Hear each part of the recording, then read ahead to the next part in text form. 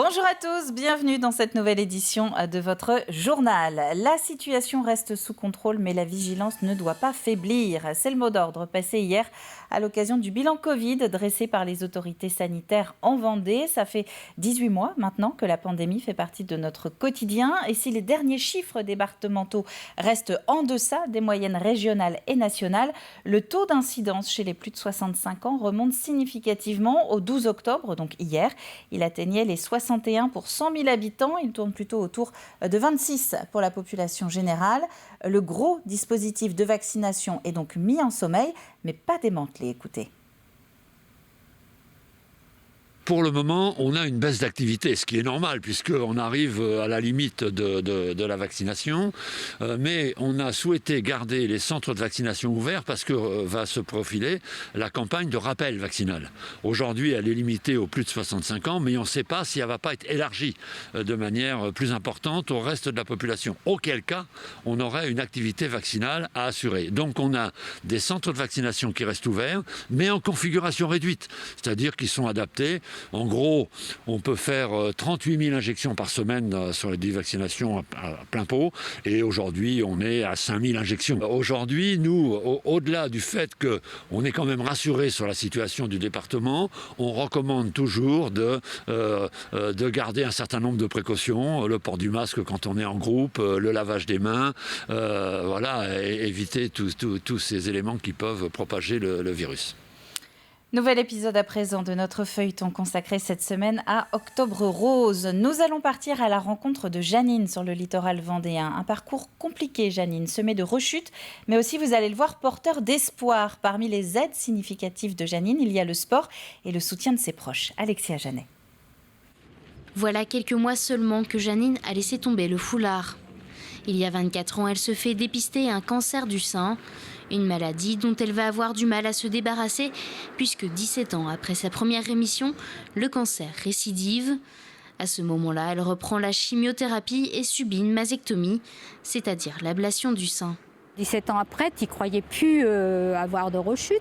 On est fatigué, on n'a pas envie. D'abord, on a la perte du goût. La nourriture, c'est difficile. Moi, ça a attaqué beaucoup mon estomac. Enfin, tout ça, ça dépend peut-être de la personne. Hein. Tout le monde réagit peut-être pas de la même façon. Hein. Mais il y a tout ça, quoi. C'est dur, quoi. Malgré les traitements et une nouvelle rémission, 4 ans plus tard, une fois de plus, la maladie frappe. Cette fois-ci, elle touche son autre sein. Une nouvelle ablation est alors nécessaire. Cette période, la retraitée la vit difficilement, mais surtout bien accompagnée. Moi, ce qui m'a fait avancer les 2 dernières fois, c'est le sport. Beaucoup de marche, du sport, de la gym, d'entretien, tout ça, du yoga. J'ai fait beaucoup de yoga. Puis, si je vous dis l'accompagnement à la maison, hein, le mari, les enfants, c'est des choses pas faciles à vivre, mais moi je dis qu'il ne faut pas rester tout seul. Si tu es bien entouré, ma foi, tu peux t'en sortir. Aujourd'hui, Janine s'en est sortie. Ça fait maintenant 2 ans et demi qu'elle a arrêté ses traitements. La chaîne ganglionnaire qu'ils ont enlevée, c'est ça qui vous rappelle tous les jours si vous voulez. Et aussi, l'ablation, c'est pas rien aussi accepté, hein, mais bon. Moi, je suis contente même de moi ou de mes médecins, surtout mon entourage.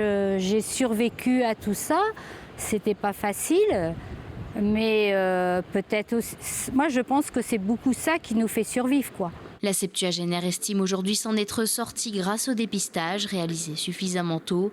En moyenne, 58% des Vendéennes participent au dépistage du cancer du sein. Et c'est un cancer du sein qui peut être terrassé, rappelons-le, dans 9 cas sur 10 s'il est pris dès le début. On va prendre de la hauteur pour terminer. La pandémie a conduit beaucoup d'artistes à trouver des alternatives pour continuer à vivre de leur passion. Et c'est le cas de Charlotte et Thomas. Après avoir travaillé avec le Cirque du Soleil ou encore la troupe de Notre-Dame de Paris, ces acrobates aériens ont lancé la compagnie Acros, une compagnie qui propose notamment de la formation pour les professionnels. Cyril Guillet. Charlotte Tichat et Thomas Le Groignec sont des artistes accomplis qui ont subi de plein fouet la pandémie. À Après 8 ans de tournée à l'étranger, aux côtés de Franco Dragone et du Cirque du Soleil, les différents confinements ont obligé ces deux acrobates à revoir leur copie. Confinés en Vendée, ils ont décidé de proposer des formations. Moi, j'ai toujours été passionnée par la pédagogie et d'enseigner. C'est une autre passion qui me tient depuis toujours.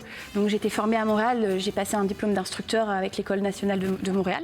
Et c'est une façon de rebondir, mais ça a été aussi une façon pour moi de garder une espèce de motivation quand tout s'est arrêté, qu'il n'y a plus de spectacle. Et bien, former, ça m'a nourrie au final. Et puis, ça m'a aussi obligée à faire de la recherche aussi personnelle. Oui, je suis là. Allez, descends. Ouais, et ton bras à l'oreille. Ce matin-là, ce sont 5 jeunes filles, artistes confirmées ou en devenir, qui évoluent sous les conseils de Charlotte. Bravo. Objectif pour elles, appréhender la technique du tissu. J'étais déjà attirée depuis quelques années par les disciplines aériennes. J'en avais un petit peu entendu parler, mais j'avais jamais eu l'occasion d'approcher la discipline. Je trouve ça super esthétique, ça met vraiment les corps en valeur, ça fait des belles lignes. C'est une bonne association avec la danse. Ça faisait longtemps que je savais que j'avais envie de faire du cirque. Et j'ai croisé Tisha et voilà, elle m'a parlé d'accros et j'ai foncé. Tends bien tes genoux. Allez, bien. J'ai été vraiment hallucinée de voir le nombre de personnes qui ont été en recherche ici en Vendée en fait. Il y a vraiment un espèce de vivier d'artistes ici qui est vraiment avec de très très bons potentiels. Là ici, il y en a quelques-unes. Et go! Allez! Yes! 3, respire. 4, bravo. Après, ce que je recherche dans mon enseignement, je recherche plus des gens qui sont très motivés. Acrobatie au sol ou en aérien, ces cours sont adressés uniquement à des professionnels ou des personnes qui souhaitent en faire leur métier. Un travail exigeant qui bien souvent pousse ses élèves dans leur retranchement. Pour le moment, après s'être installée à Beaurepaire, la compagnie donne ses cours ici à Cholet au sein de l'établissement West Coast Academy. Un lieu provisoire car ils recherchent activement un local autour des herbiers avec plus ou moins 8 mètres de plafond. Et donc, si vous êtes susceptible de pouvoir aider la compagnie à trouver un local du côté des herbiers, n'hésitez pas à nous faire signe, nous transmettrons. C'est la fin de ce journal. Merci à vous de l'avoir suivi. On va se retrouver maintenant à 18h pour le prochain point sur l'actualité vendéenne. D'ici là, très bon après-midi à vous tous. À tout à l'heure.